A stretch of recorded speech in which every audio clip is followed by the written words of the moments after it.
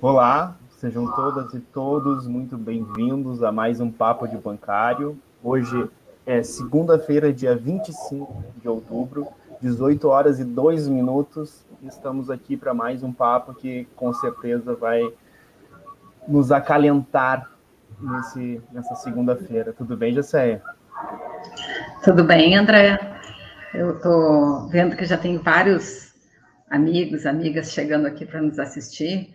Estou de rosa para lembrar que outubro é o mês que a gente tem que focar e as mulheres, principalmente, lembrar da questão do câncer de mamas, né? É um mês importante e essa campanha está aí para nos lembrar da importância da prevenção, né? Prevenção é a chave de tudo sempre, né? É verdade, Jacéia. Queria dar minhas boas-vindas para o Eduardo Munhoz, primeiro a chegar no nosso papo de bancário hoje, desbancando a Rosicléia Carvalho, que sempre estava sendo a primeira a chegar nas últimas transmissões. Bem-vindo, Carlos André também, Rosicléia, Maristela Guilherme, Eliane, Luciana Magero, Volney Andrade, Jamile. Seja todo mundo bem-vindo para mais esse papo de bancário, Jacéia. Então, hoje de manhã eu conversei com a Maristela no sindicato, foi um atendimento bem prazeroso de fazer. Isso que importa, né? Acho que teve uma pequena oscilação, conexão da Jacéia. Já está voltando aqui. Vamos começar então. Já vou chamando aqui o Juberley, para ele já. Então, já que a Jacéia teve essa pequena queda da transmissão, Voltei. Voltou, Jacéia. Eu já estava Voltei. chamando o Juba aqui para se juntar a gente. Tudo bom, Juberley? Como é que tá? Tudo bem, André? Aí, Tudo bem, Jacéia? Que bom estar de volta aqui no Papo de Bancário. E não o que sei. temos de novidade aí? Olha, eu queria rapidamente hoje, além de saudar aqui o nosso programa e o tema de hoje, né? Que eu acho que a gente já vem há algum tempo trabalhando com essa questão, né? Da violência e as suas consequências, e hoje o tema não foge muito disso, né? Que é o adoecimento, né, da categoria por conta das formas de gestões, né, que os bancos têm implementado e que cada vez mais tem resultado, né, como consequência isso, o adoecimento. Mas antes eu queria chamar atenção para um debate que está acontecendo entre os funcionários da Caixa Econômica Federal e que tem assembleias importantes nos próximos dias 28 e 29, que é sobre o plano de saúde dos funcionários da Caixa. É um plano de autogestão, foi construído em 2004, um plano que é solidário entre as gerações, já que os aposentados também têm direito, né, a esta assistência, e que a Caixa vem tentando terminar com esse plano, vem tentando transformá-lo, digamos assim, num plano de mercado, o que significa que ele ficaria impagável para muita gente, né, se assim a Caixa conseguir o êxito de atingir o seu objetivo. E a gente vem resistindo. Na última negociação da nossa convenção coletiva, foi criado um grupo de trabalho. O nosso lado dos sindicatos contratou uma empresa de auditoria e se chegou a uma proposta nesse grupo de trabalho que está sendo levado à consulta aí dos empregados. Está tendo diversas lives e diversas conversas para que todo mundo entenda e também, né, compreenda principalmente a importância de participar das assembleias nos dias 28 e 29 e votar sim nessa proposta que foi criada, porque ela garante essas premissas básicas que o movimento sindical tem tirado, de que o plano continue solidário, que o plano continue principalmente mutualista, né, e principalmente essa solidariedade entre gerações. Então é muito importante que todo mundo participe e diga sim, né, tem um pequeno aumento, na verdade não na mensalidade, a mensalidade vai passar a incidir também sobre o 13º salário, mas mantém o plano, faz com que os aposentados continuem tendo condições de pagar e tendo direito à assistência. Então, portanto, esse para mim é um tema muito importante. Segundo, é um tema que dialoga até com o assunto de hoje, já que a gente aqui vai tratar aí com o Paulo Roberto, que eu queria dar boas-vindas aí, advogado lá da LBS, que tanto nos auxilia, né, no processo de negociações do Comando Nacional e os bancos, né, e o nosso companheiro, ex-presidente do nosso sindicato, Mauro Salles, atualmente secretário de Saúde da nossa confederação, a Contraf, que vai tratar hoje de um caso específico do Santander.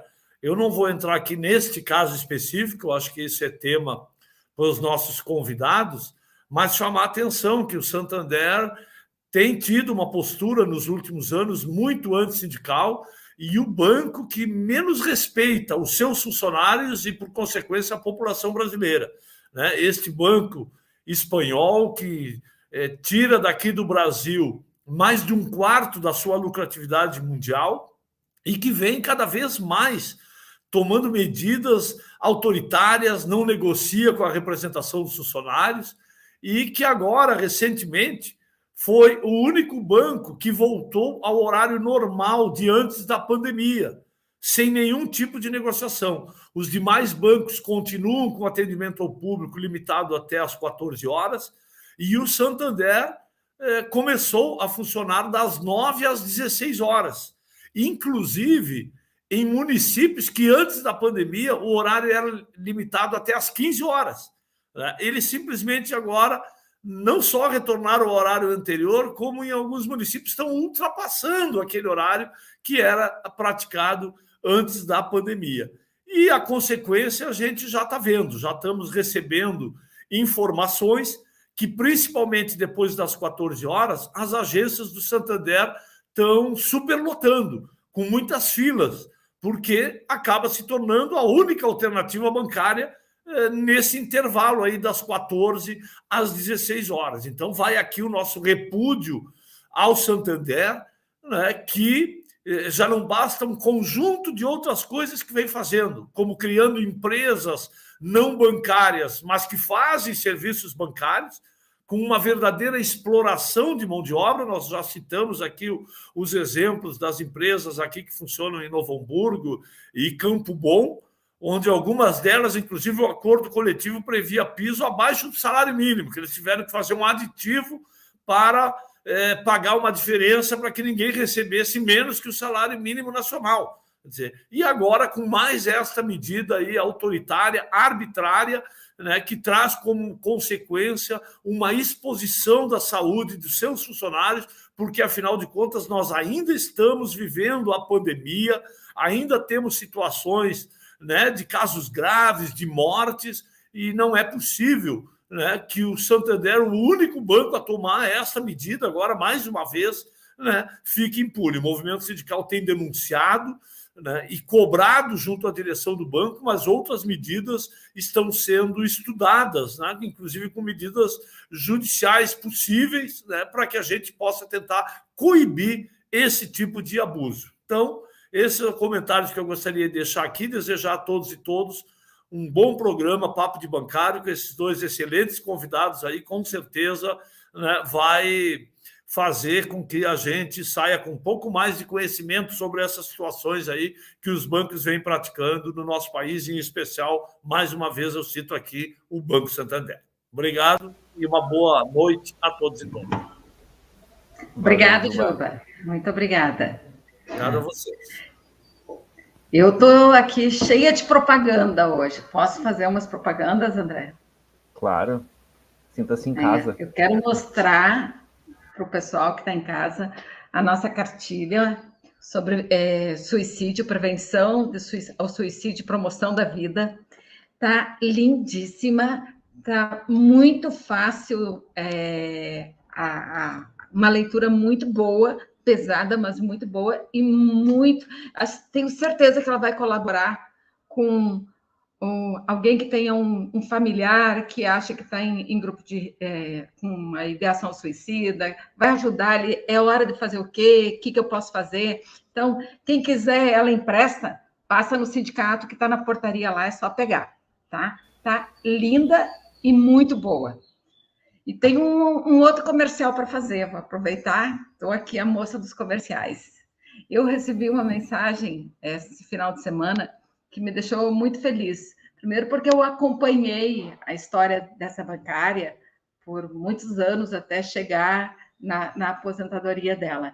E aí ela mandou essa seguinte mensagem, que eu acho que justifica o porquê que a gente está aqui toda segunda-feira conversando, né? E por que a gente criou esse canal, o A Gente Se Cuida. Ela escreve assim: Oi, Jacéia, eu sou bancária aposentada com TEPT, que é transtorno de estresse pós-traumático. Sou muito agradecida por tudo que o sindicato fez e faz na luta pelos nossos direitos. Não podemos ficar indiferentes aos colegas bancários que sofrem com a insegurança no trabalho, as pressões físicas e psicológicas diariamente. Por isso estou junto na luta por este canal, já que vivo com agorafobia, já há muitos anos, decorrentes do TEPT. Obrigada pela oportunidade, mesmo que remotamente, de participar desse movimento a favor da sobrevivência dos empregos dos colegas. Assina o nome dela e acaba com a melhor frase: fora Bolsonaro. Excelente, hein? Foi uma boa introdução para esse programa de hoje, né, José? Exato. Excelente exato. mesmo. Eu queria, já entrando no espírito do que ela comentou, a gente está com uma audiência muito boa no começo já da nossa transmissão. Pedir para todo mundo que está aqui, tem bastante gente nova que eu estou vendo aqui, outras pessoas que comentam menos, né? Aqui a Josi Melo, deixa eu ver quem mais que eu tinha visto aqui, o Raul chegou aqui, o Casemiro, o Carlos Lima, Maria Pedó, tem bastante gente chegando. Pessoal, todo mundo que puder, já curte essa transmissão para a gente poder aumentar o alcance dela. E o pedido que a gente sempre faz: quem está assistindo agora, lembra de um colega, de uma colega que não está aqui, que poderia estar, que não conhece o Departamento de Saúde, que não conhece o trabalho que é feito aqui, que não tem acesso a essas informações. Compartilha cada um aqui com essa pessoa. Cada um, pelo menos, compartilhar essa transmissão com uma pessoa já vai ajudar muito, talvez. Pode ser um desfecho completamente diferente na vida de uma pessoa, né? Esse simples gesto de se lembrar que essas informações que a gente vai discutir aqui pode ser de utilidade para essa pessoa. Então, Jacéia, quem são os nossos convidados? O que a gente vai debater hoje e por que o adoecimento não é um acidente? Bom, o nosso convidado principal, o Dr. Paulo Roberto, que é advogado trabalhista, ele assessora vários sindicatos, vários no Brasil inteiro, né? Mas eu acho que ele fica mais efetivo em Brasília. E o outro convidado é o Mauro Salles, que foi presidente do Sindicato dos Bancários de Porto Alegre e atualmente é o secretário de Saúde da Contrap. E o Mauro está aqui por dois motivos. Um, que ele acompanha o Santander há muito tempo, né? Por ser bancário do Santander, então, em 35 anos lá no Santander, mas também porque ele está acompanhando de perto essa questão que nós vamos conversar hoje. Por que o adoecimento não é um acidente, né? E no decorrer dessa conversa, e se a gente linkar tudo que a gente veio conversando esse ano sobre a violência organizacional e as várias faces delas, várias facetas, ergonômica, psicossocial, histórica, gerencial, a gente vai ver que o Santander, ele, assim como os outros bancos, a gente consegue tornar palpável essas violências através dessa ação que a gente vai conversar hoje, a qual o Dr. Paulo está à frente. E a gente diz que o adoecimento não é um acidente, porque acidente é algo que não é previsível, acontece. No caso do adoecimento, é previsível que vai acontecer, porque é impossível, dentro de um sistema tão perverso, que as pessoas consigam manter sua saúde, principalmente sua saúde mental, protegida. Me faz lembrar, eu sei que eu estou falando demais, quando eu estava fazendo um mestrado, uma das perguntas lá era sobre a questão do adoecimento no trabalho, como é que eles viam isso, né? E eu lembro da fala de um bancário que era do HSBC na época, que me disse o seguinte: a gente, para ir para o trabalho, fazer o nosso trabalho no banco, é como se a gente, todo dia, como se a gente tivesse que atravessar uma ponte e sabe que tem alguém te mirando para te acertar. Cada dia que tu sobrevive, tu sobreviveu, mas tu sabe que um dia tu vai ser pego. Então não é acidente, é planejado, né? É planejado, é provocado, é permitido esse adoecimento. E é assim, com essa introdução, que eu quero chamar aqui o nosso convidado, Dr. Paulo Roberto. Desculpa se falei demais na introdução, coisa de gaúcho. Mas nada, já sei. Grato. Boa noite a todos, boa noite a Céia, boa noite André, Perley. Uma alegria estar aqui no Papo de Bancário, muito grato pelo convite. Sim. O que eu resgatei um pouco aí desses nossos papos de bancário, e a gente sabe, eu sei, né, o pessoal, eu acho que a maioria vai ficar sabendo hoje, que há uma ação judicial, né, onde o Santander foi condenado, me corrige se eu estiver errado, foi condenado em primeiro grau, está em segunda instância sendo discutido a questão do tamanho da meta, do quão impossível é cumprir essa meta, e quão diretamente essa forma de gestão está relacionada com o adoecimento. Eu até peguei alguns dados lá, né, que diz assim que, por exemplo, que o Santander está em 7º lugar de todas as empresas que mais adoecem seus trabalhadores por doenças mentais, né, dos pedidos que chegam no INSS. Um outro dado que me chamou muita atenção, deixa eu pegar aqui, que de cada dos bancários que vão para o INSS por doenças mentais, de cada 4 bancários, um é do Santander. Então, 1/4 do número dos bancários, da incidência de doença mental em bancários, está dentro do Santander. E não é uma questão localizada também, é no Brasil inteiro, né? No Brasil inteiro, a mesma situação. E um dado mais chocante que eu anotei aqui, um trabalhador do Santander, a cada 2 horas e 48 minutos, adoece. E aí, doutor? Pois é, Jacéia, você pontuou com uns dados aí que impressionam, né? Contextualizam. Não sei se nesse momento eu já posso desenvolver um pouco da minha abordagem desse processo. Pois é.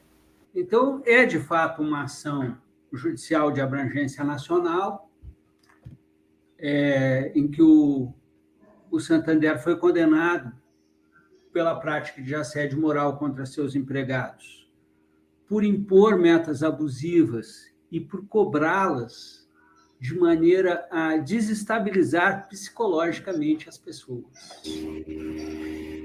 E a ação foi ajuizada pelo Ministério Público do Trabalho no ano de 2014, contou com um trabalho muito bem articulado com o movimento sindical, com a fiscalização do trabalho, com os órgãos de saúde do trabalhador, do movimento sindical, e por ser uma ação de abrangência nacional, ela corre numa vara do trabalho de Brasília. Mas o trabalho todo de base foi feito em diversas localidades do país. E com uma parte assim, substancial em Santa Catarina, no Rio Grande do Sul, em Belo Horizonte, mas os dados abrangem o país todo. E são dados impressionantes de adoecimento mental. Acho que a Jacéia falou há pouco. A cada 2 horas e 48 minutos, um bancário do Santander se afasta com sítio psiquiátrico. Reconhecido pelo INSS. Olha o detalhe. Que o processo validou, o juiz validou apenas os benefícios reconhecidos como originários do trabalho pelo INSS. E o próprio juiz diz, e nós sabemos que grande parte dos casos, o INSS não o reconhece, o trabalhador precisa ir à justiça para ter esse reconhecimento. Mas dos casos reconhecidos, um trabalhador a cada 2 horas e 48 minutos se afasta com CID psiquiátrico. A fiscalização do trabalho fez fiscalização em diversas localidades do país, comprovou a fixação de metas abusivas, encontrou ranking de funcionários nas paredes dos locais de trabalho, uma coisa que é terminantemente proibida. A Convenção Coletiva dos Bancários tem uma cláusula proibindo a divulgação de ranking, né? E o Santander afixando nas paredes de trabalho, dos locais de trabalho. A intensidade das cobranças beira o inacreditável. Por exemplo, um trabalhador ser cobrado 3 vezes por dia. Então, a fiscalização do trabalho comprovou essas coisas. A cobrança pessoal, a cobrança por e-mail, por WhatsApp, por SMS, por telefone. E tem um trabalho de análise desses dados, parecer psicológico, examinando esses dados estatísticos, detectando um sofrimento psicológico intenso, a majoração constante das metas, uma coisa enlouquecedora já, porque elas são inatingíveis, mas se porventura ela é atingida, imediatamente ela é majorada. A sentença diz que foi constatado no processo a existência de mais de 2.000 casos de transtornos mentais relacionados ao trabalho. Mais de 2.000 casos de transtornos mentais relacionados ao trabalho em 22 unidades da federação. Essa linearidade, isso é muito impressionante, em 22 unidades da federação, entre 2010 e 2015. Então, os pioneirismos que essa ação tem, um deles é determinar que o banco reembolse o Tesouro Nacional pelos gastos que a Previdência Social tem com os benefícios para os trabalhadores do Santander que se afastam do trabalho em percepção de auxílio doença acidentária. As multas foram estabelecidas, multas variáveis conforme o tipo de infração, as muitas infrações que vão de R$20.000 a R$600.000, conforme a sentença detalha, e um dano moral coletivo a ser indenizado no valor de 274 milhões. Então, isso também é um pioneirismo, a magnitude das indenizações, né? A justiça fazendo justiça, porque a sociedade inteira está pagando esses benefícios, eles precisam ser reembolsados, né? E a indenização pelo dano moral coletivo. O processo está no tribunal, essa sentença está sendo reexaminada, existe recurso contra ela. Foi proferido o voto do desembargador relator e ele confirmou a sentença. Um julgamento assim, muito marcante. Não é muito comum a gente ver magistrados de segunda instância emocionados num julgamento. Não é comum. E era muito visível que o relator estava, assim, muito emocionado com esse processo. Porque as coisas são realmente chocantes. Eu quero até mostrar algumas coisas aqui nessa minha breve participação aqui, para a gente compartilhar isso, né? Essa coisa do sofrimento humano deliberadamente causado, né? Então, o relator Bantet... Eu não encontrei o que você estava procurando. A Ciri quer participar aqui da... Não pode, não. Então, o relator confirmou a sentença e se manifestou mais um desembargador fazendo questionamentos e pedindo vista do processo. Então, nós teremos o desenrolar do julgamento ainda. O Ministério Público falou na sessão, que nós chamamos de sustentação oral, e nós, como assistentes do Ministério Público, falamos também, e agora vamos aguardar a sequência do julgamento. A articulação de provas nesse processo, eu acho que é a coisa que mais chama a atenção, porque o trabalhador ele tem que arrancar a prova. Tem um escritor que fala assim, o trabalhador tem que extrair a prova das entranhas da empresa. Isso é muito difícil para o empregado, é muito difícil para o sindicato.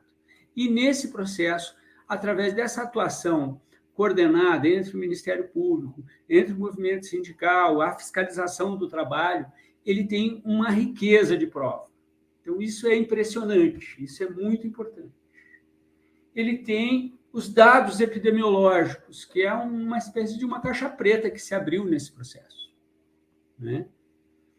E, com isso, nós ainda podemos extrair muito proveito desse processo, estudando, discutindo, compartilhando em eventos como esse, muito oportuna, pontuar essa nossa pauta, discutir esse processo, conhecer esses elementos.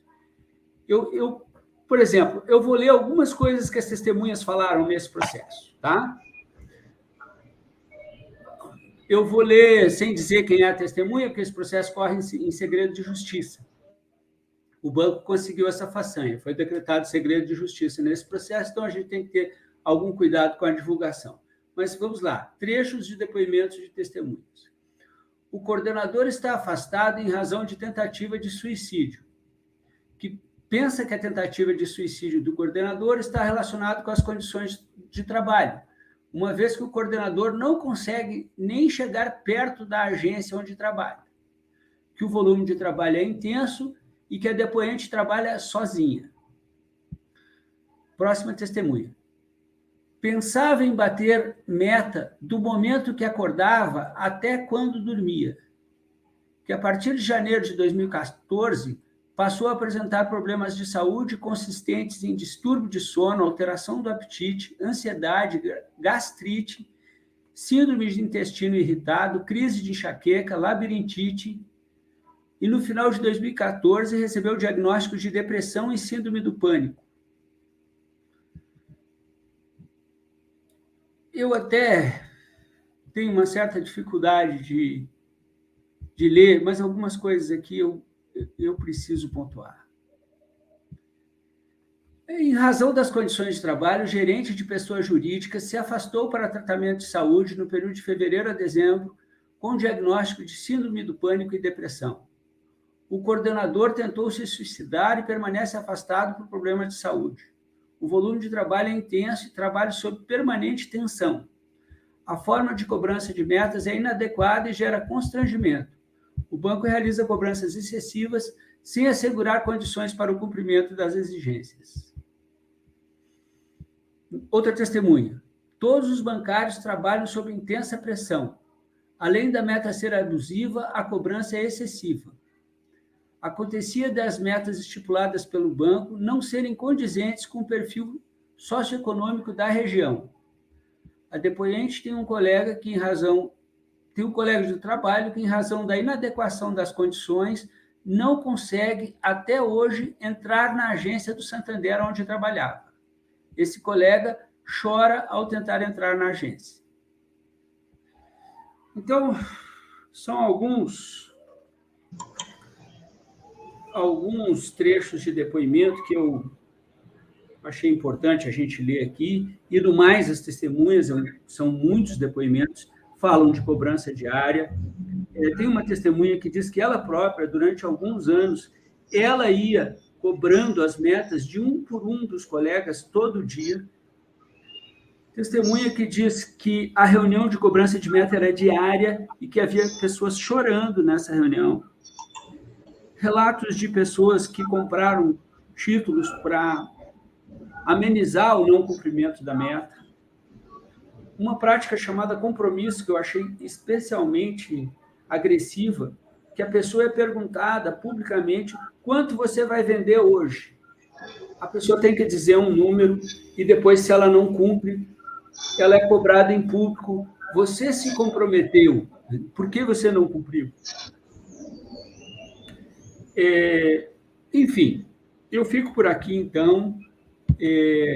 Acho que esse processo é um marco importante e acho essa oportunidade de estarmos aqui conversando sobre ele muito legal, tudo a ver, e acredito que a gente tenha condições de extrair proveito desse processo para outras iniciativas no ambiente bancário. Muito obrigado. Paulo, tem alguns comentários aqui do lado que poderiam perfeitamente estar fazendo parte da ação, né, como depoentes lá. Tem um depoimento aqui que eu vou ler da Gislaine, que diz assim: é isso mesmo, meta, meta, meta, meta, tendinite, dor insuportável com remédios de cortisona, aí vem o vômito, pressão alta, síndrome do pânico e depressão, estou sem entrar na agência de 2 a 8 meses, de 2 anos a 2 anos e 8 meses, né? Os teus relatos ali que estão na ação, muitos aqui que estão comentando estão se identificando com as mesmas histórias, porque a gente conhece exatamente esse Santander, né? Que adoece. Hoje eu reli a sentença, e eu sei que ela corre em segredo, mas eu já distribuí algumas cópias. Sem querer querendo, eu já distribuí algumas cópias, né? Assim, o que me chamou muito a atenção ali foi a caixa preta do banco. Porque há muitos anos a gente sempre lutava para tentar conseguir os números, que eles nos fornecessem os números, né? Nunca, jamais, né? E isso é um dado que vira e mexe, quando tem alguma matéria jornalística, a mídia também pede esses dados, né? E a gente tem que dizer, não, quem tem os dados é a empresa, a gente só tem os dados de quem procura o sindicato. E eu fiquei impressionada, porque tem um dado ali que diz que 44% dos bancários que se afastam do Santander, 44% de quem se afasta é por algum diagnóstico mental, né? Ou seja, é mais que Ler-Dort, é mais que doenças consideradas comuns, cardíacas, câncer, né? 44, é muita gente. Se a gente pensar epidemiologicamente, é realmente uma epidemia e é um crime o que está acontecendo dentro dos bancos, né? Porque é previsível, tudo isso é previsível.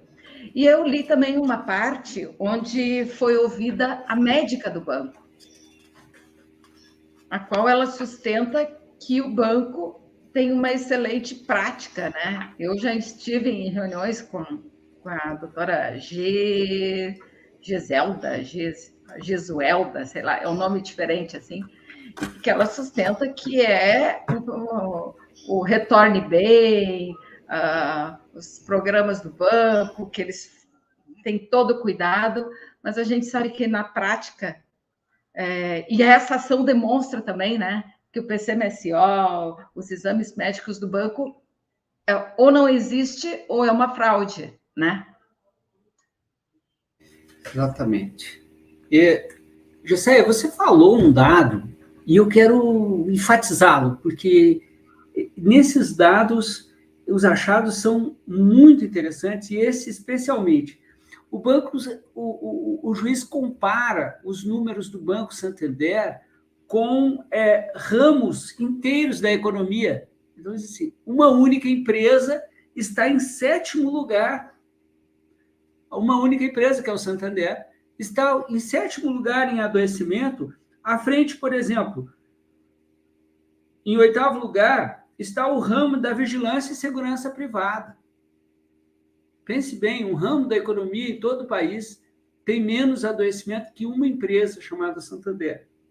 O transporte rodoviário coletivo de passageiros tem menos adoecimento que o Santander. E todo o ramo de teleatendimento. Então, ele se compara não com empresas, mas ele se compara com ramos inteiros da economia nesse dado nefasto que é o adoecimento dos seus empregados, provocado por uma prática intencional e deliberada, né, organizada, para extrair das pessoas, além do limite das condições físicas e mentais do ser humano. Paulo, avançando um pouquinho, se a gente fosse pensar o adoecimento no ramo bancário, talvez o ramo esteja em primeiro lugar. Não? O ramo. O ramo, né? Sim. Daí tu junta Itaú, Bradesco, Safra, Banco do Brasil, Caixa, né? E isso que está levando em consideração apenas os benefícios reconhecidos como acidentários, né? Exatamente. Sabendo, né, que em muitos casos não há esse reconhecimento espontâneo do INSS, é necessário o trabalhador ir à justiça. Né? Não, aqui a gente até tem mais ou menos esse quadro, assim, de cada 10 afastamentos, 4, no máximo 5, conseguem reconhecimento com acidentário. O resto ou não ganha nada ou ganha a doença comum. É triste, né?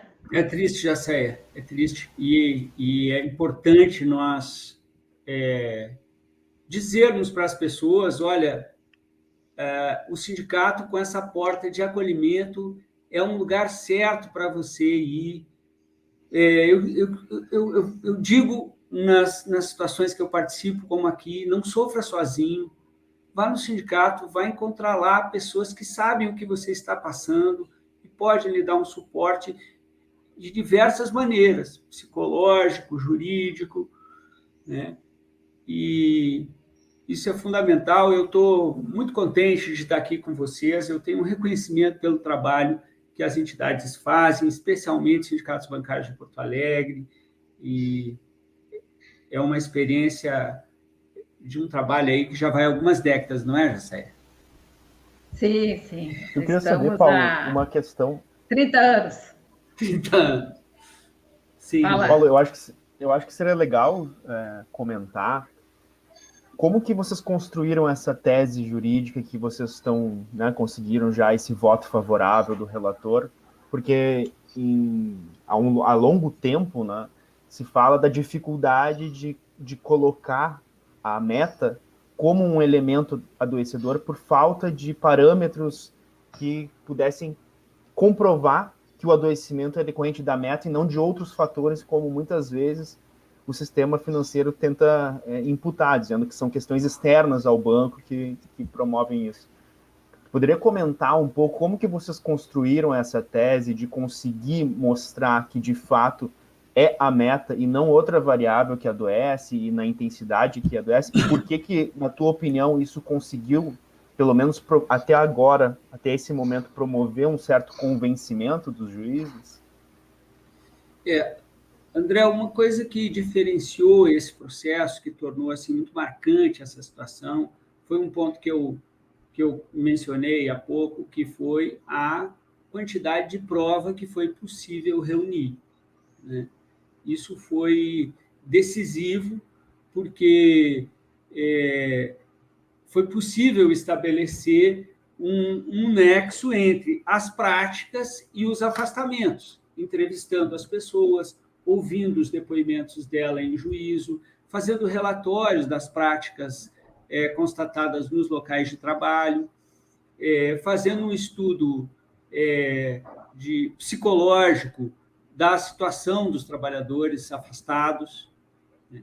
E os dados são muito fortes e, pela primeira vez, eu acredito, conseguimos ter acesso a essa caixa preta, como foi dito, né? Nós temos testemunhas falando, dizendo assim, onde eu trabalho, na agência que eu trabalho, é pequena, são 15 pessoas, 7 estão em licença psiquiátrica. e não podem passar na frente do banco. Bom, eu quero, aproveitando a sua pergunta, falar dos elementos que o juiz colocou no caso, que eu achei bem colocados, que ele diz assim, quando ele vai começar a fundamentação dele, ele diz assim, estabelecer metas não é irregular. Isso é uma prerrogativa da empresa. Mas aí ele diz, haverá abuso desse direito quando? Vou ler um pequeno trecho aqui, ele diz assim, ele é muito preciso nisso, eu acho interessante. Haverá abuso do direito quando a exigência de metas é excessiva, abusiva, desmedida, transfere ao empregado o risco da atividade econômica. Parece assim uma frase muito solene, né? Mas é o seguinte, meta negativa.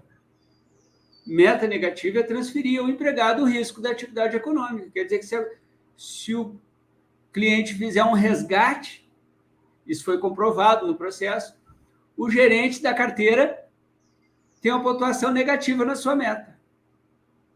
Então, transfere ao empregado o risco da atividade econômica, é acompanhada de constantes e reiteradas ameaças, provoca estresse, insegurança, medo, causa constrangimento, humilhação, exige elevada sobrecarga, anula ou restringe a sociabilidade do trabalhador.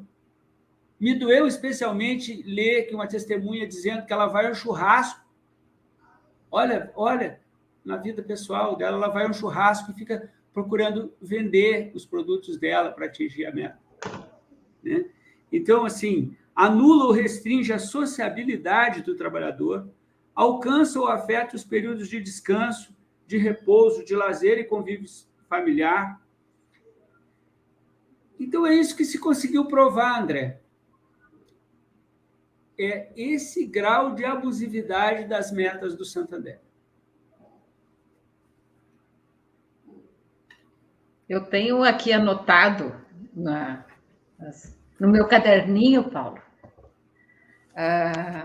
que a meta é abusiva quando ela não observa a relação entre a quantidade, o tamanho da meta e o tempo para execução, quando não há razoabilidade ali, ou seja, não tem um bom senso. É impossível vender 10, eu estou chutando, 10 consórcios num dia, mas está ali que tem que vender. Então, não é razoável isso, né?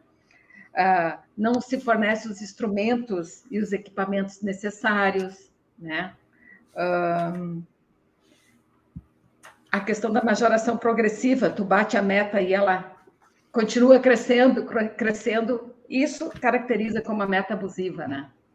E está bem desenhado no processo todas essas coisas, né?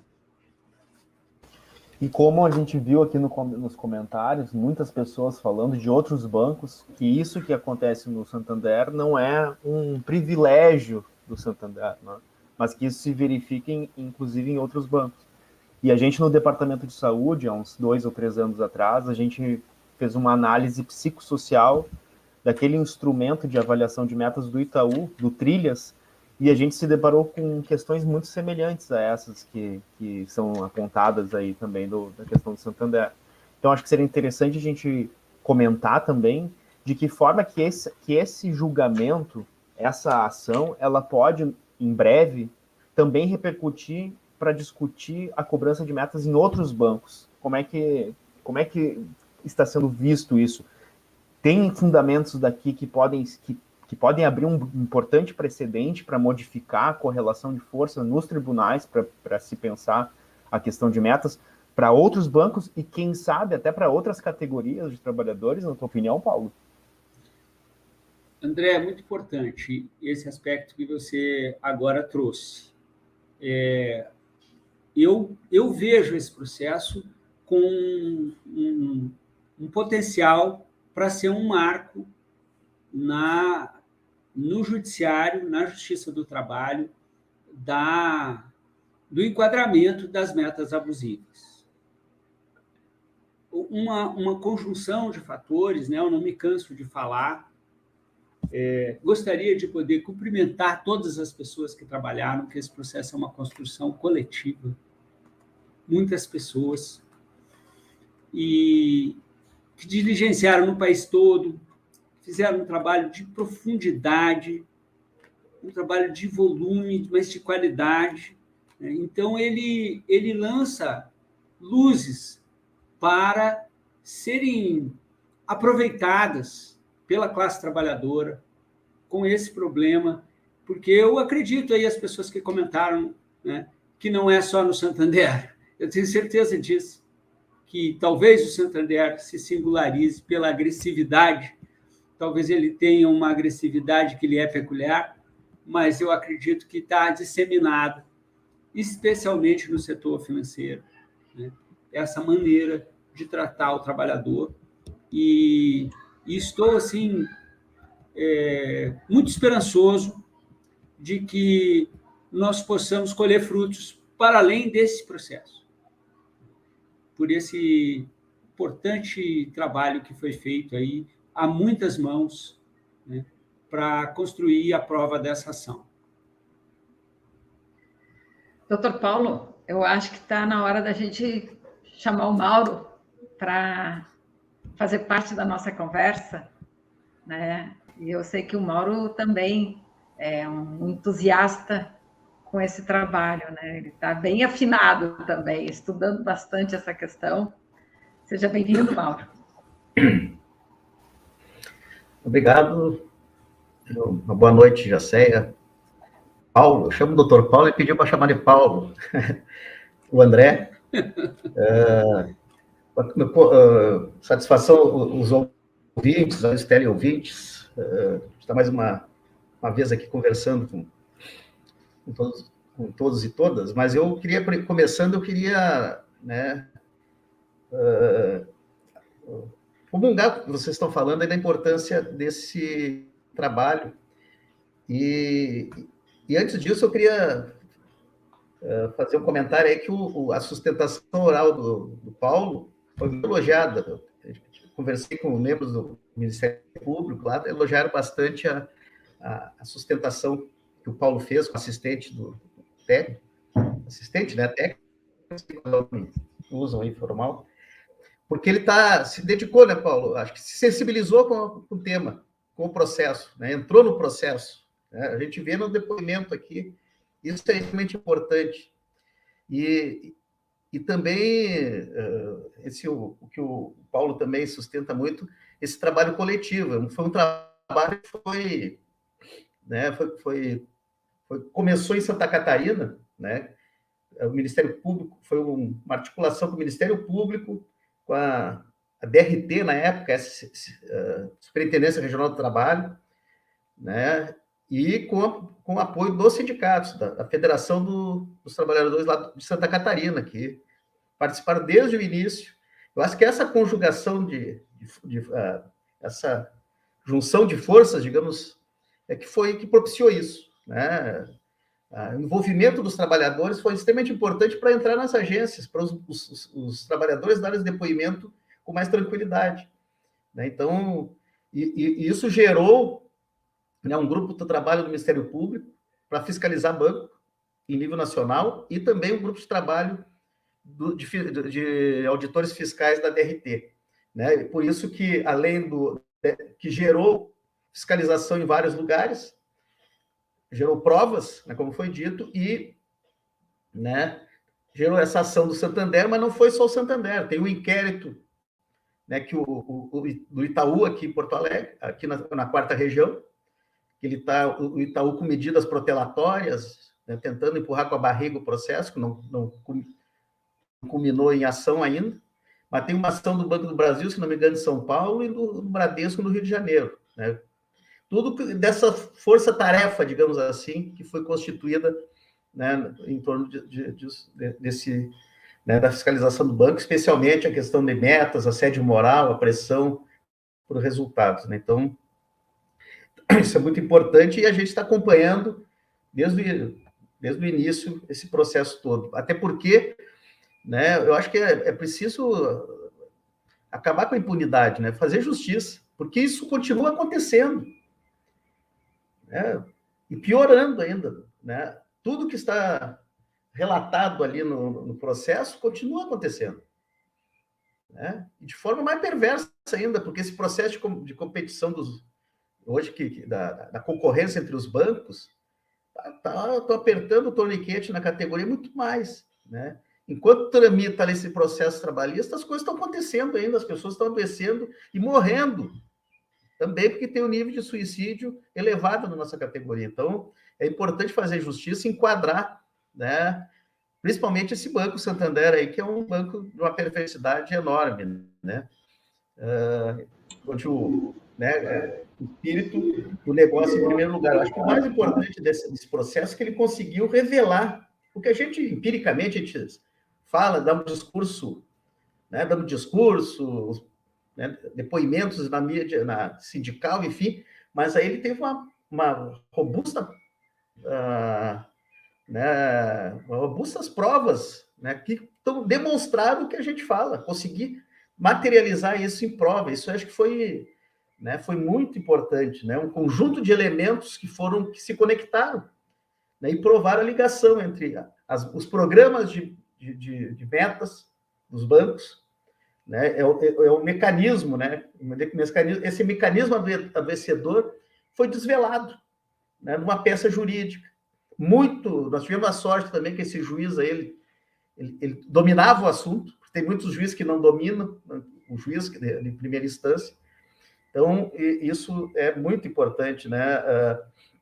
Até porque a situação nos bancos continua muito graves. E eu acho que eu acho dois exemplos, duas questões importantes que eu quero frisar. É esse envolvimento, essa força-tarefa entre os trabalhadores, a representação dos trabalhadores, o Ministério Público, né, a fiscalização do trabalho, e também conseguir desvelar esse mecanismo, né, porque os bancos são mecanismos sofisticados, né, eles usam a inteligência artificial, a neurociência, a tecnologia para criar programas, né, que manipulam desejos, anseios, medos para produzir, para atingir os resultados. E aí a meta abusiva é a remuneração variável, né, é a avaliação de desempenho, né, a próprio mecanismo de treinamento, né, interno, tem universidades corporativas, enfim, né, o ranqueamento, tudo é um mecanismo que é pensado.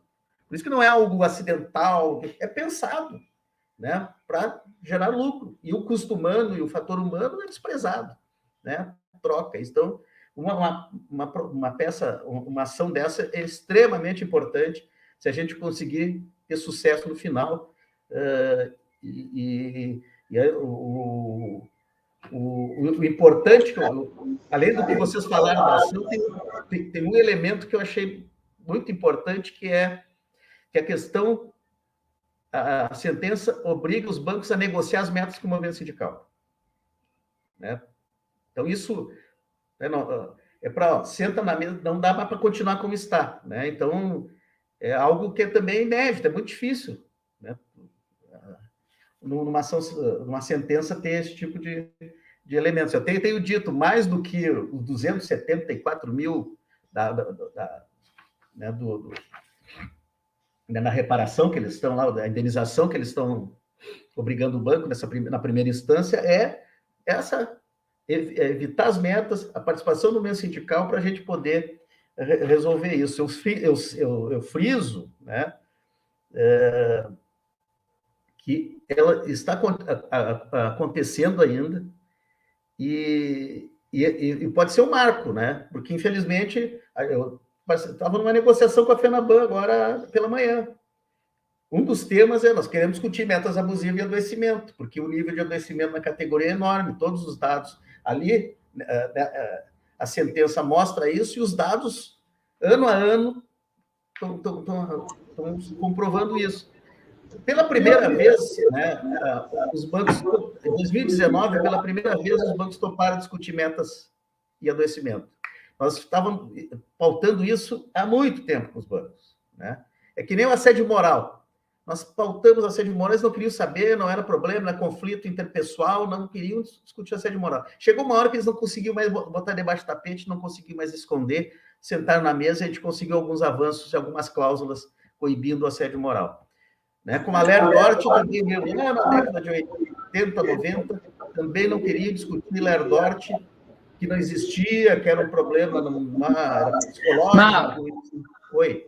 eu vou te interromper um pouquinho para o Paulo fazer as últimas considerações, e eu acho que a gente vai ter muito para conversar sobre isso. Tá, mas só deixa eu terminar nessa... Eu vou dar um informe da nossa negociação hoje, tia. Só um pouquinho. Então. Tá? E daí eu quero chegar nesse processo aí da força-tarefa aí, que aceitar discutir metas abusivas, talvez demoremos de ter algum resultado nesse processo de negociação, mas eu não tenho dúvida que foi esse processo que fizeram sentar à mesa. Isso eu não tenho dúvida. Né? O Itaú, inclusive, trocou lá, tinha o programa Agir, trocou para Gera, que é a mesma coisa, só para tentar burlar o inquérito que está ocorrendo no Ministério Público do Trabalho. Então, é extremamente importante, e eu chamo a atenção que, penso que esteja em segredo de justiça, é extremamente importante debater isso e continuar a pressão, né? Mas as forças sociais que têm que fazer a pressão, não adianta só o sindicato, as forças sociais, eu acho que envolvendo o Ministério Público, né? A própria denúncia na sociedade são elementos importantes. E agradecer, né, o doutor Paulo, que uma baita ajuda aí, está ajudando nós ao movimento muito fortemente. E o doutor Sandro Sardak, eu gostaria de agradecer também, que é o procurador de Santa Catarina, que está muito dedicado à causa. E Paulo, quando nas tuas considerações finais, e já comentando um pouco o que o Mauro trouxe, eu queria que, se o senhor pudesse fazer também um comentário sobre uma pergunta que foi feita aqui nos comentários pela Vera Marchione. Ela faz a seguinte pergunta: não seria o caso, como resultado desse processo, fazer um enquadramento do presidente do banco e da médica responsável pelo PCMSO, pelo adoecimento? E aí depois ela fala que pensou nessa questão pelo que foi relatado na CPI envolvendo a Prevent Senior. E aí eu até complementaria justamente que a gente tem essa perspectiva de judicializar e punir a empresa, mas os seus acionistas majoritários, os seus proprietários, eles acabam saindo incólumes desses processos. Como que o senhor vê essa possibilidade, se isso tem alguma viabilidade, se isso não tem? Seria essa também a ponderação. Quanto tempo eu tenho? À vontade. O tempo que quiser. É só eu porque... Ô, Mauro, só tu, né, Mauro? Bom, satisfação, meu caro Mauro, viu? Satisfação. E eu estava aqui pensando, desde que eu comecei a conversar aqui com vocês, se eu contaria ou não um caos. Eu gosto muito de contar causos, eu sou um colecionador de causos. E em 2009, eu fazia atendimento aos bancários no Sindicatos Bancários de São Paulo, e aconteceu uma coisa muito marcante. Havia um médico do trabalho que trabalhava para o Santander, e o nome dele circulava na categoria, ele era o grande vilão. Ele era o grande vilão, porque ele que dava pareceres médicos, ele que, né, chegava a maltratar as pessoas, enfim, um médico do trabalho. Eu estou falando isso porque agora, quando o André trouxe, falando das responsabilidades pessoais, né, aí eu disse, olha, eu não vou ter como evitar de falar nesse caso. Então, esse cidadão era um grande vilão, médico do trabalho do Santander. A esposa dele tinha um alto cargo no banco. E um dia, olha, vejam só, sobrou para ela, tá? Ela experimentou a violência psicológica do Santander. Ela foi colocada numa sala, sozinha, com os seus algozes, gritaram muito com ela, ela se desestabilizou completamente e ela assinou um documento altamente comprometedor para ela. E ela saiu de lá, vamos dizer assim, numa gíria, assim como se a pessoa tivesse saído de maca. Ela foi assim, psicologicamente completamente arrasada. E esse esposo, né, uma pessoa que foi uma cena e tanto, vai ao sindicato com ela, pedir auxílio. E lá ele encontra pessoas que ele tinha maltratado. Olha, veja bem. E estava ele na condição. Então, isso aí foi muito marcante para mim. Né? Então, agora entrando na pergunta, né? Existe a possibilidade de responsabilização pessoal, por exemplo, do profissional médico, né? Ele tem uma responsabilidade. É possível isso. A pessoa pensou no caso da Prevent Senior, né?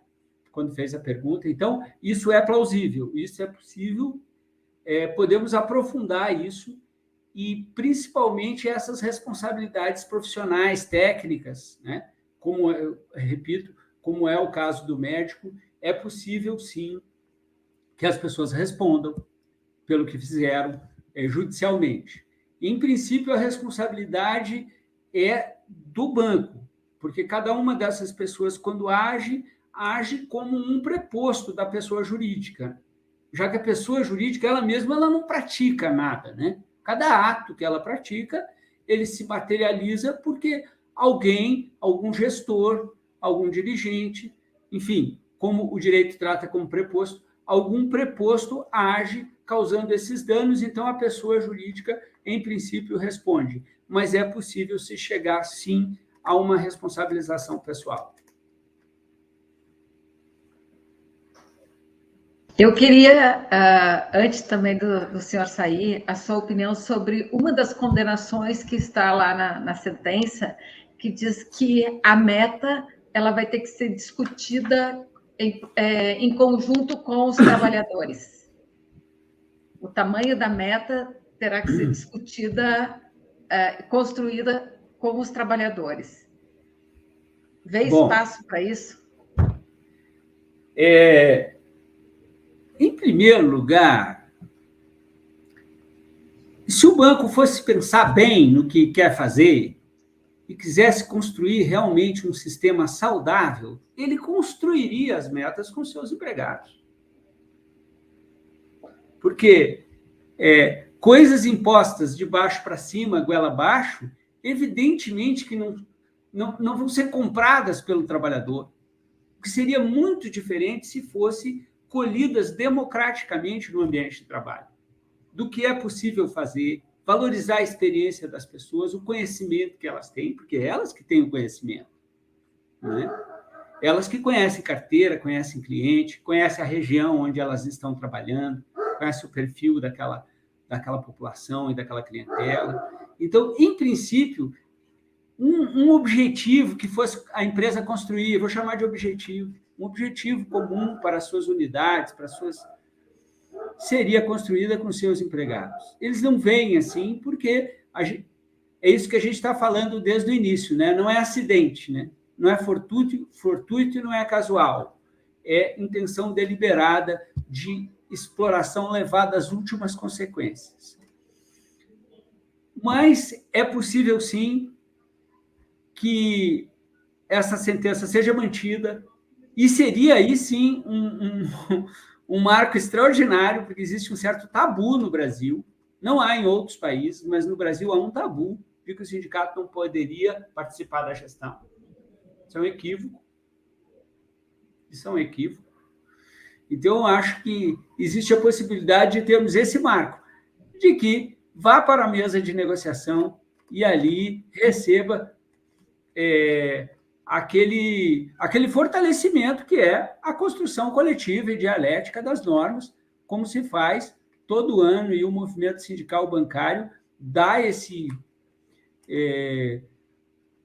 Quantos anos tem a nossa Convenção Coletiva Nacional, Mauro? Você deve saber de cabeça, né? Uma construção de uma negociação coletiva de âmbito nacional que a categoria bancária faz de forma pioneira nesse país.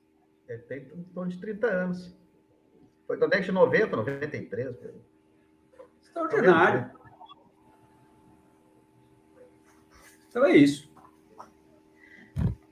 Doutor Paulo, a gente quer agradecer a sua participação e queremos contar com a sua participação em outros papos de bancário, porque eu vi que o pessoal está interagindo bastante, está gostando. O senhor tem muito conteúdo, muita vivência no trabalho bancário, conhece o trabalho, né? Mas também não vou lhe roubar mais tempo, né? Eu tinha falado em torno de 1 hora, e já estamos em 1h07, né? E a gente vai ficar com o Mauro conversando um pouco mais aqui. Se o senhor quiser ficar nos acompanhando é um prazer, mas já estamos muito agradecidos até aqui. Eu fico com prazer acompanhando vocês, ouvindo o Mauro aqui, Ótimo, e ouvindo vocês todos, tá? É uma satisfação para mim, uma alegria essa noite, tá? Muito bom estar aqui com vocês. Ótimo, muito bom. Então, eu quero fazer a mesma pergunta para o Mauro. Se o Mauro vê uma possibilidade de se trabalhar no tamanho dessa meta entre os trabalhadores. Eu acho que na ação, inclusive, fala nos seus representantes o tamanho dessa meta. Não, é possível, inclusive, nós temos propostas nas nossas minutas de reivindicação que a gente apresenta. Inclusive, 2020 a gente atualizou, nós temos várias propostas sobre a questão das metas. É possível negociar e é necessário negociar, especialmente porque ela está impactando na saúde dos trabalhadores, né? Que tem essa questão da metas negativa, que não pode ter, mas também limitar o tamanho dela. Por exemplo, se 80% dos trabalhadores não atinge a meta, ela é abusiva. Como é que pode? 80% não consegue atingir a meta. Pode traçar parâmetros nesse sentido, ela tem que ser factível, né? Também não pode mudar a meta todo momento, né? Tem que ter semestralmente, né? Hoje elas mudam, o Santander, que é campeão, no dia. De manhã é uma, de tarde já aumenta. Então tem que ter um período tu tem que ter um espaço, tu tem uma meta a ser atingida, tu tem que ter um tempo para atingi-la. E levar em conta, inclusive, a atividade econômica. Nós brigamos muito durante a pandemia que não tivesse meta durante a pandemia. E eles continuaram com as metas. Imagina, com a atividade econômica em baixa, não podia visitar cliente, né? Tudo em home office, por telefone, por WhatsApp. Não pode tratar da mesma forma como uma situação normal, e mesmo assim não aliviaram, né? Então, entre outras questões que é possível sentar na mesa para controlar essa perversidade que existe aí. Mas eu quero chamar a atenção que não é só a meta, né? Que a meta abusiva tem o assédio moral, que é para fazer que essa meta seja cumprida, né? Aí utilizam ameaças, né, de demissão, comissionamento. Tem a questão da avaliação de desempenho, né? Se tu não for pontuar tanto, tu vai ganhar menos, que é a remuneração. Então, é um mecanismo, né, que a meta abusiva, ela é um elemento, mas tem um mecanismo para que ela seja cumprida. Ele chama a pressão para o resultado.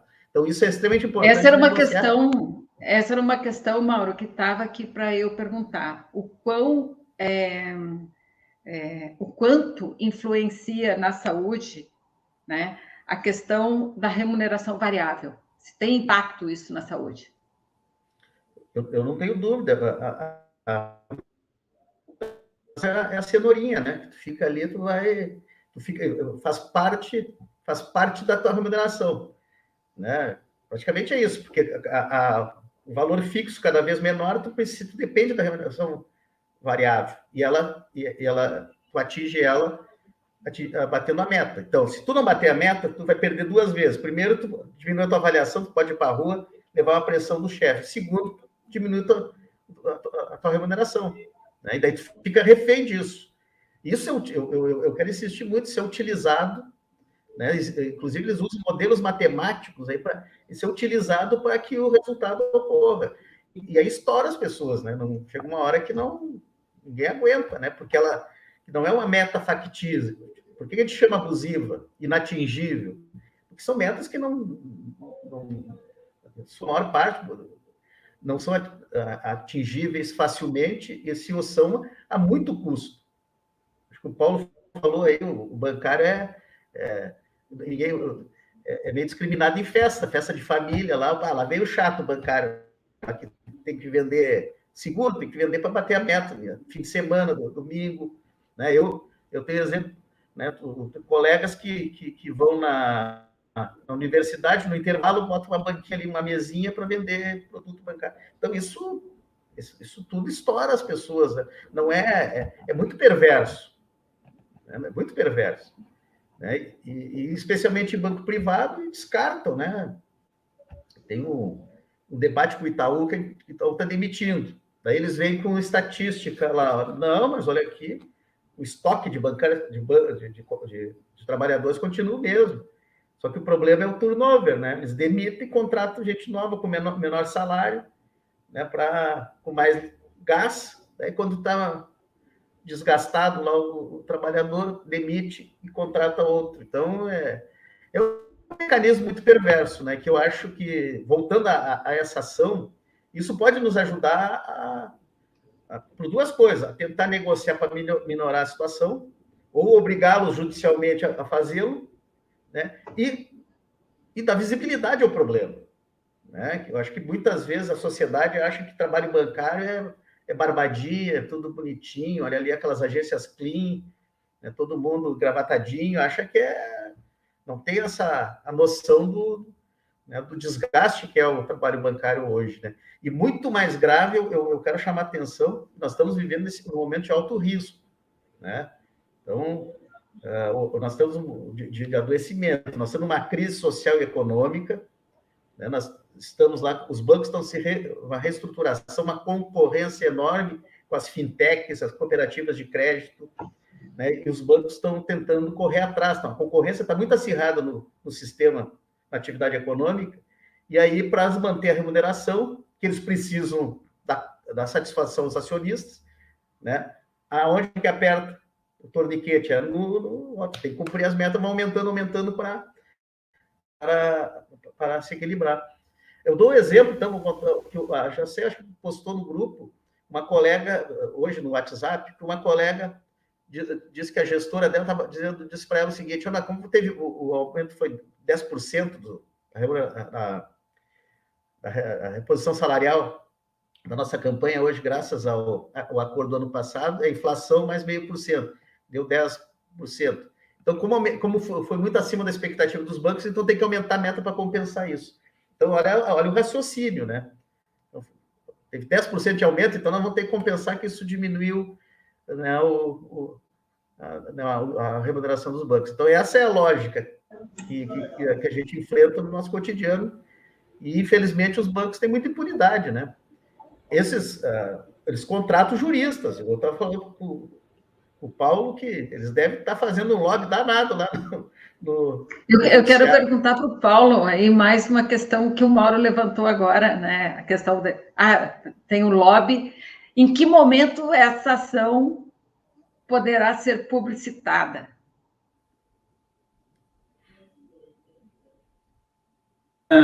A decretação de segredo de justiça, nesse caso, é praticamente um equívoco. Vou explicar. Tem um documento, o banco pediu sigilo para toda a ação, a justiça entendeu que não tem nada confidencial, não tinha nada confidencial. Surgiram alguns documentos, não um documento, alguns documentos que poderiam ser classificados como sigilosos. E o sistema do processo judicial eletrônico não consegue. No processo em papel, isso era envelopado e lacrado. No processo eletrônico, não conseguiram uma tecnologia de colocar em segredo o documento, digamos assim, da folha 100 à folha 110. E aí o segredo de justiça veio para a ação por um engano, por um equívoco, mas está lá. Cada peça do processo está em uma marca d'água, escrito segredo de justiça, E ainda com o nome do advogado responsável ali, né? Se a pessoa divulgar, aparece o nome do profissional. A pergunta Sabe foi por que essa, eu né? pergunto isso? Eu perguntei isso porque eu fico imaginando o quanto essa ação poderia contribuir em ações individuais, né? Porque ali o nexo está evidente, né? Do adoecimento com o trabalho, nas ações de dano moral, né? Tá tudo claro ali, né? Tu tem uma prova mais que oficial, porque foi o Ministério Público que levantou as provas, né? Então, E eu é uma queria juntar expectativa com que eu essa tua, tenho.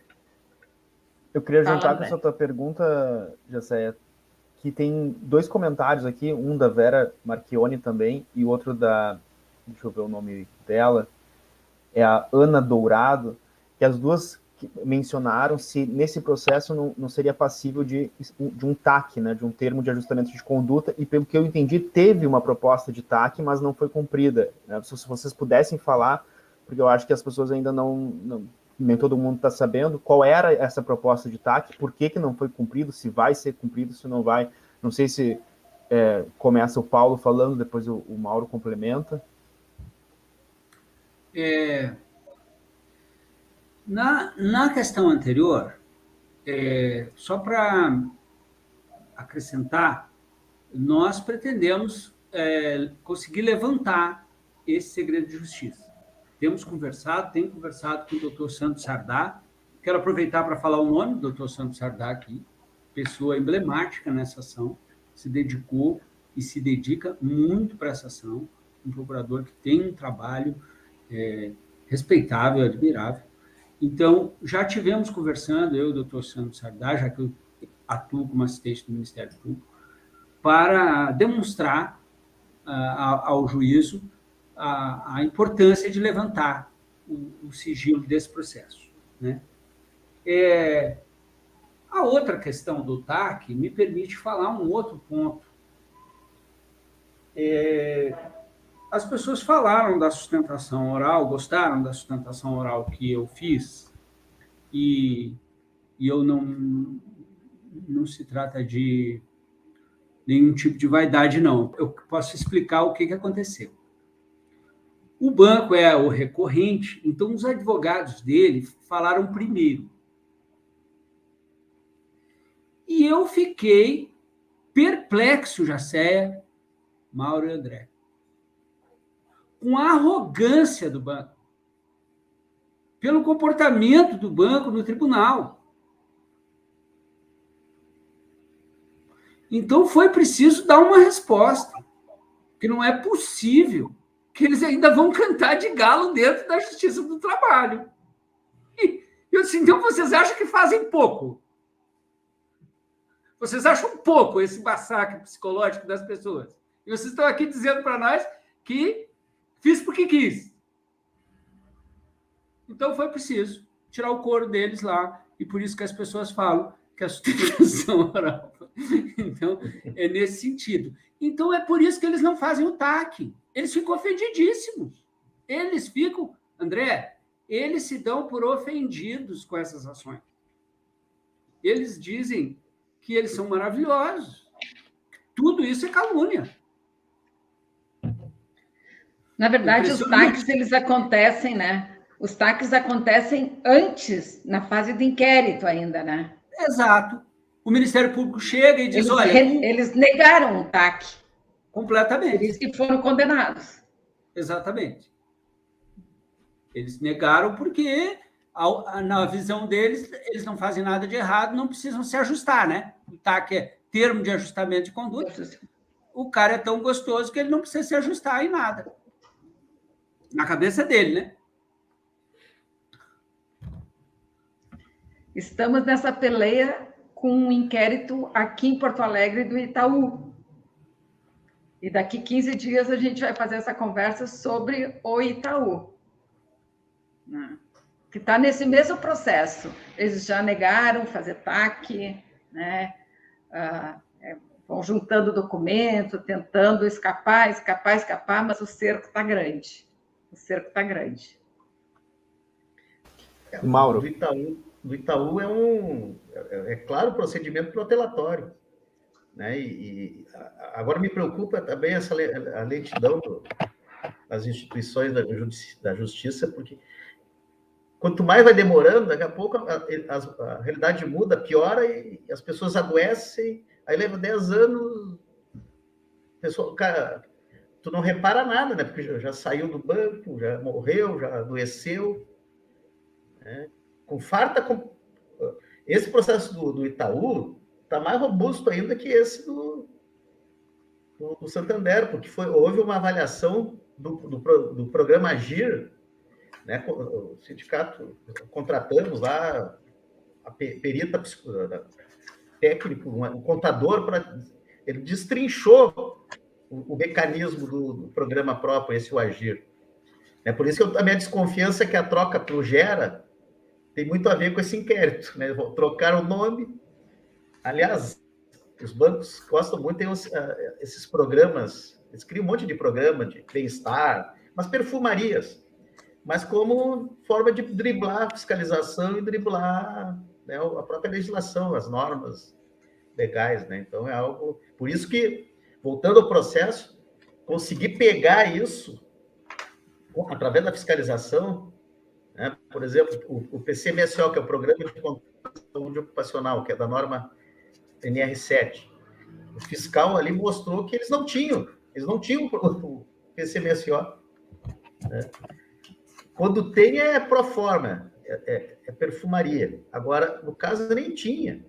Né? Então, para inglês ver, né? Cartorial, que dizem. Só que é essa impunidade dos bancos, né? Os poderosos. Né? E a justiça balança lá sempre lá do empregador. Eu não sei, doutor Paulo, eu acho que é uma exceção, né? Essa ação é uma certa exceção, né? De conseguir... Porque nós não temos muito... Não sei se temos muito sucesso em ações coletivas junto ao judiciário contra bancos. Porque no caso aqui do Itaú, eles contrataram um jurista, desembargador, aí, pagando a peso de ouro o cara aí para defender o banco. Nós tivemos, né, Mauro, uma experiência também com o Santander. E hoje, quando estava preparando aqui, dando mais uma olhada na sentença, eu pensando nas faces da violência que a gente vem estudando, e quando fala na questão histórica, o Santander, ele tem um histórico de adoecimento e de muito agressivo. Em 2004, doutor Paula, a gente fez, junto com o Ministério Público, uma ação civil pública que condenou o banco também, e pagaram 400 mil, acho que foi isso. 40 mil. E que tinha que pagar... Não, eu não sei se era 800 ou 400, que foi para o FAT.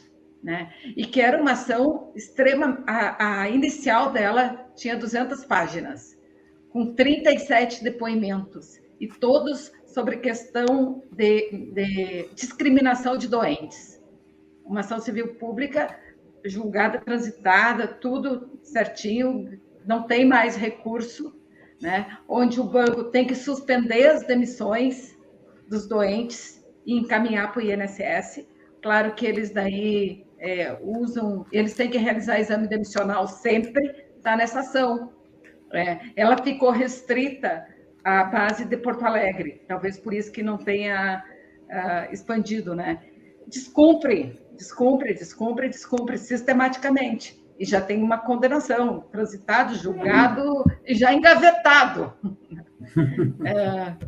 Mas... Então, o Santander, ele para mim, assim, a gente tem que pegar, porque ele vai ser exemplar para os outros. Concorda, Mauro? Não, mas sem dúvida, nós estamos precisando, nesse momento de trágico, né, nós estamos precisando de uma vitória nesse sentido, né? Vai ajudar nas negociações, inclusive. Né? Eu não tenho dúvida disso.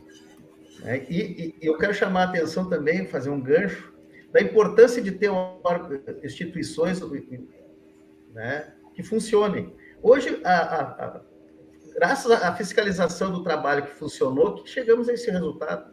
Hoje está desmontada, não tem uma fiscalização. Houve um desmonte, até o Ministério do Trabalho acabou, voltou agora para contemplar lá o Centrão, né?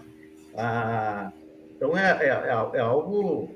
O próprio Ministério Público do Trabalho já está tendo uma pressão da cúpula do Ministério do Trabalho para baixar a bola, né? Tem todo um lobby. Então, o momento político também é um momento atual difícil, né? Os trabalhadores ficam sem interlocutores.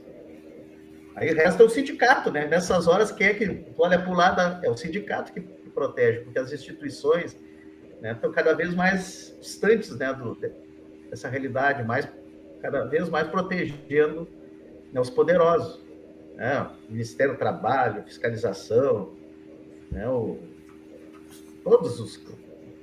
E aí fica nós aqui resistindo, né? Então, isso que também é a questão política, né? Ter um sistema, uma realidade política mais progressista no país, impacta também em todos os quadrantes, né?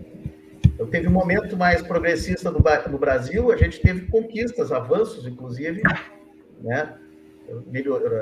Melhorias em várias áreas de fiscalização, enfim, agora com esse retrocesso está impactando aí também. O INSS está um caos, né? Os trabalhadores adoecem, vão para o INSS, então está uma esculhambação, tudo meio desestruturado, né? No que tange a proteção social, né? A proteção dos trabalhadores. Isso é importante, isso é premeditado.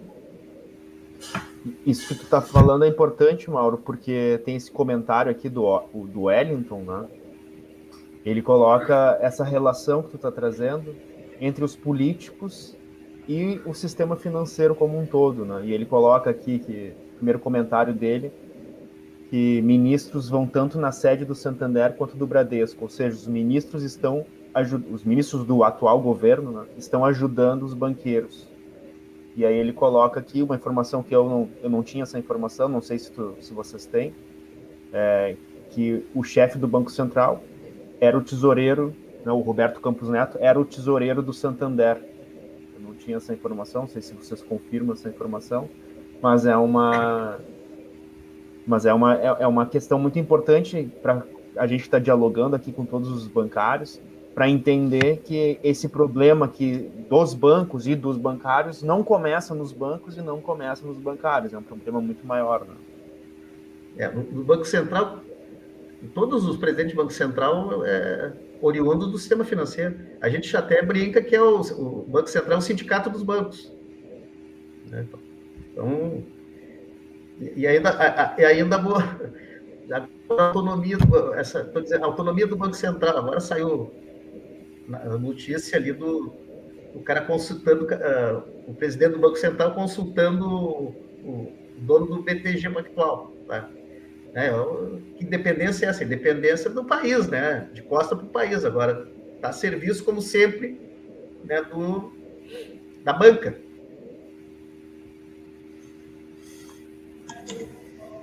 Mas então tá, eu vou convidar o Paulo para fazer as últimas considerações dele, depois o Mauro, e aí a gente vai encaminhando para o final do nosso papo de bancário de hoje. Então tá. Para mim, quero dizer mais uma vez que é uma alegria estar aqui com vocês. Muito obrigado pelo convite, uma conversa muito legal, e eu vejo que tem uma participação muito boa da categoria. Parabéns aí por ter conquistado esse espaço, né, com as pessoas. Papo de bancário, gostei demais, muito grato. E para complementar, já sei, antes do Mauro falar, e aí para ilustrar a fala do Mauro, né, vou trazer aqui o comentário da Francine. Eu comprei do meu salário cofrinhos para dar de brinde para quem adquirisse produtos do banco. Tudo pelo desespero que a gente tem que bater metas. Pode falar, Mauro, suas considerações. Não, agradecer o convite, eu acho que sempre é bom, né, dar visibilidade a esses temas que às vezes não chega na categoria, não chega na sociedade, né? Então, eu acho que sempre é importante parabenizar pelo trabalho, porque eu acho que, né, vai dar um livro isso aí, esse processo desse ano todo aí sobre a violência, né, mostrar a real face da violência nos bancos, né? Então, eu acho que combina bem com esse processo aí que ele ilustra, né, com farta prova essa situação. Então, e chamar atenção. Já vou convidar o Paulo e tu, Mauro, para vocês escreverem um artigo junto sobre esse pacto bancário e esse processo. Vamos lá. Eu acho importante, tem que registrar. Eu acho que o grande problema é ter a memória, né? Registrar o que está acontecendo. Mas registrar, mas também ser proativo de mudar essa realidade, né? Então, e aí, não é o judiciário é uma opção, mas nada como a organização coletiva, a luta. Acho que esse projeto do pacto bancário não é só informação, é uma forma de organizar os bancários, de organizar, de trocar experiências, né, de manter-nos juntos, né, para fazer o enfrentamento necessário nesse momento trágico. Eu tenho insistido muito nisso e vou repetir aqui. Nós estamos num momento muito complicado e de alto risco para a saúde da categoria, para a vida, inclusive, né?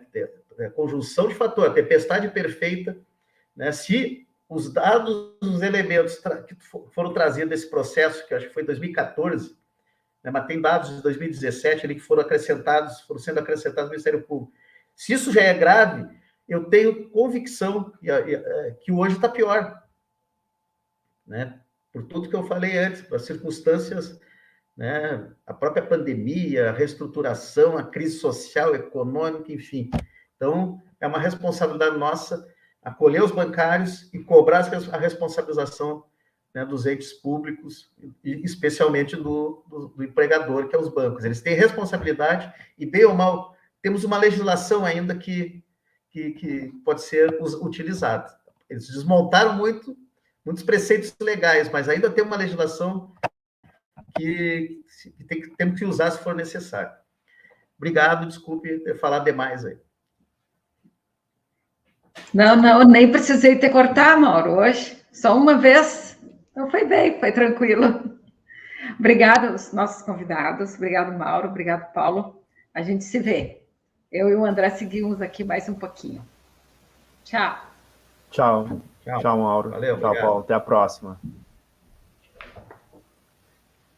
Muito bom, Jacé. Então. Eu coloquei aqui na tela o comentário do Wellington, né, que eu tinha colocado uma reticência, né? Se isso for, que o caso do Roberto Campos, o atual do Banco Central, era bancário do Santander, ele está aqui confirmando que ele é dirigente do Sindicato dos Bancários de São Paulo e bancário do Santander. Então, é um fato que o nosso atual, a pessoa que está à frente do Banco do Brasil, do Banco Central do Brasil, né, da instituição financeira mais importante do Brasil, era um ex-tesoureiro do Santander, e isso coloca para nós o que eu acho que é muito importante, isso essas colocações que o Wellington trouxe, todas as colocações, quem tiver aí no chat dá uma olhada no que ele falou, mas eu acho que é muito importante a discussão que ele traz, que vai muito ao encontro disso que o Mauro também colocou, que a gente pensar o papo de bancário, a gente se cuida, e o espaço dos sindicatos como um espaço de organização da classe trabalhadora. A gente não pode esquecer por nenhum segundo que é isso que a gente está discutindo, né? Porque senão a gente vai ficar inevitavelmente enxugando gelo. Então a gente precisa entender como é a dinâmica das coisas, como as coisas funcionam, para a gente conseguir intervir. Senão a gente vai ficar brigando com o Santander, como se o problema fosse o Santander, ou a gente vai brigar com o Itaú, como se o problema fosse o Itaú, e a gente não tem essa visão de fundo, essa visão ampla, e entender como que esses problemas se estruturam. Isso é um problema político, isso é um problema econômico, isso é um problema social, e aí sim isso é um problema psicossocial, psicológico, individual, né? O título que a gente deu, o adoecimento não é acidente, eu acho que a conversa de hoje demonstrou perfeitamente isso, né? Que as pessoas estão adoecendo, os bancários estão adoecendo, e tem a causa direta do trabalho, né? Tem a causa direta lá, assim que possível, a gente distribuir sem problemas, Eu acho que todo bancário do Santander tem que ter cópia dessa sentença, porque ela é a base para se proteger e se defender, e quando for numa perícia e disser, não, não é um B31, está ali o nexo, está ali mostrando a quantidade de bancários e o porquê que estão adoecendo dentro do banco, né? Então, em seguida, a gente vai estar liberando isso, tenho certeza, para distribuição mais massiva. Sei que eu acho que essa sentença é de 2019 e quando saiu ela não estava sob sigilo. Por isso que a gente conseguiu. Eu lembro que eu fiz, inclusive, um card e mandei na lista de transmissão do Santander na época, né? Então, eu acho que o sigilo deve ter vindo depois. Mas quem já recebeu, recebeu. Pode passar para os colegas, que ali não estava ainda com sigilo. Foi pesado hoje, né? Não sei dizer se isso é bom ou ruim, porque eu acho que a gente também não tem como olhar uma realidade tenebrosa como que a gente está vivendo e ser leve, né? Então eu acho que o peso faz parte da gente estar na realidade, né? Acho que isso é o contraponto do que a gente está vivendo, né? Então a gente, infelizmente, eu ouço muito isso, né, Jessé? Tu também deve ouvir isso bastante, que às vezes as discussões que a gente promove, as reflexões que a gente traz um clima meio pesado sobre a realidade, a pessoa está mal, ela já está triste, ela já está, né, desamparada, e a gente não traz boas notícias.